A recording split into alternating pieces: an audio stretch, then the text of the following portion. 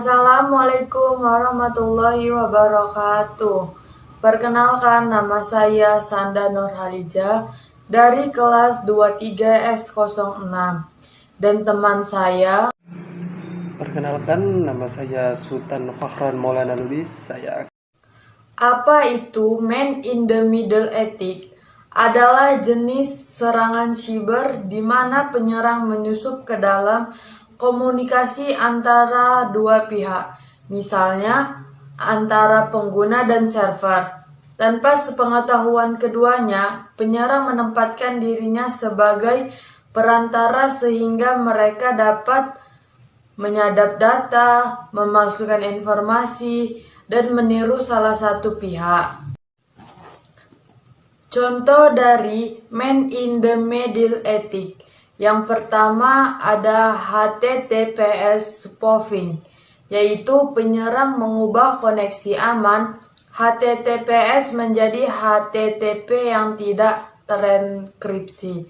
Yang kedua, session hijacking, yaitu penyerang mencuri session ID pengguna untuk mengakses akun mereka tanpa autentikasi lebih lanjut.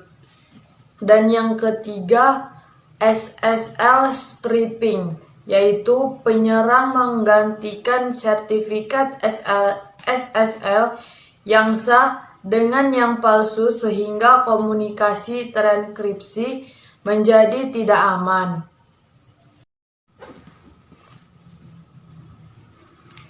Tujuan penelitian man-in-the-middle attack yang pertama menganalisis dampak disrupsi teknologi terhadap industri dan perusahaan.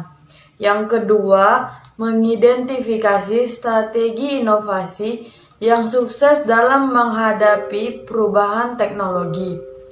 Dan yang ketiga, menyusun rekomendasi bagi perusahaan dalam berinovasi untuk mengatasi tantangan disrupsi teknologi. Jurnal 1 dan Jurnal 2. Jurnal 1, metode literatur untuk analisis penerapan sistem Intrusion Detection System atau IDS dan Intrusion Prevention System atau IPS menggunakan algoritma AES. Kelebihan dari Jurnal 1 menyediakan solusi praktis menggunakan IDS atau IPS berorientasi teknis. Kekurangan dari Jurnal 1 terbatas pada konteks tertentu atau fog computing. Jurnal 2, analisis mekanisme, motivasi, dan strategi pencegahan man-in-the-middle attack dengan fokus pada pemantauan ancaman siber. Kelebihan dari Jurnal 2 memberikan wawasan menyeluruh tentang motivasi serangan man-in-the-middle attack. Kekurangan dari Jurnal 2 fokus pada analisis, kurang menawarkan implementasi teknis. Selanjutnya, Metode penelitian Jurnal 3, Interlock Protocol untuk mencegah MITM melalui pengamanan berbasis enkripsi bertahap. Jurnal 4 menggunakan metode penelitian studi literatur terkait pengembangan protokol interlock sebagai pencegah MITM. Nah, kelebihan Jurnal 3 menguji metode secara langsung melalui penerapan protokol. Kelebihan Jurnal 4 fokus mendalam pada teori keamanan jaringan. Kekurangannya, Jurnal 3 terbatas pada satu jenis protokol. Jurnal 4 kurang menyertakan pengujian empiris. Nah, selanjutnya Jurnal 5 dan 6. Jurnal 5 menggunakan metode penelitian pendekatan sistematis dengan studi literatur, simulasi serangan, dan evaluasi metode pencegahan. Jurnalis 6 menggunakan metode penelitian studi literatur dan simulasi serangan pada protokol SSL untuk mengevaluasi kerentanannya. Kelebihan Jurnal 5, analisis menyeluruh dengan langkah mitigasi praktis. Jurnal 6 fokus pada keamanan SSL yang relevan dengan banyak aplikasi modern. Kekurangan Jurnal 5 Kompleksitas mitigasi bisa sulit diterapkan secara umum. Jurnal 6 terbatas pada SSL tanpa mempertimbangkan protokol alternatif. Oke, penelitian jurnal 7 menggunakan studi literatur pada keamanan IoMT atau Internet of Medical Things, evaluasi risiko, serta penerapan tanda tangan LSH dan HMAC. Jurnal 8 menggunakan metode penelitian simulasi MITM dalam testbed cyber physical power system untuk mengevaluasi kerentanan dan mitigasi.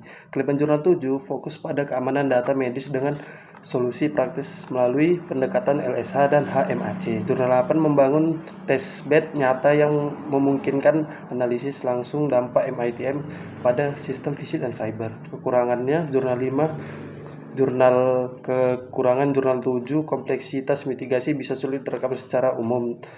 Dan kekurangan jurnal 8 terbatas pada SSL tanpa mempertimbangkan protokol alternatif. Oke, selanjutnya jurnal 9 dan 10.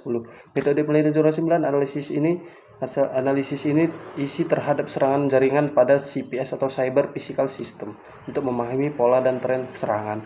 Jurnal 10 metodenya menggunakan eksperimental dengan pengembangan model deteksi intrusi menggunakan algoritma SVM atau super vector mekanik. Kelebihan jurnal 9 memberikan wawasan strategi terhadap ancaman di berbagai sektor termasuk jaringan pintar dan transportasi.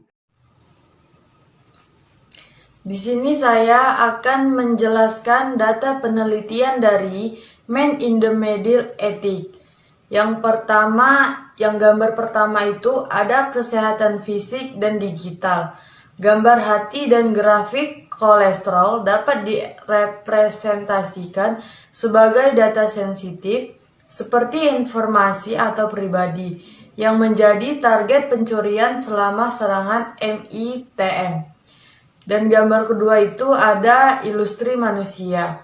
Sosok dengan tangan di dada atau individu yang berbaring mungkin melambangkan dampak serangan MITM terhadap individu, seperti stres akibat kehilangan data atau kerentanan terhadap penipuan.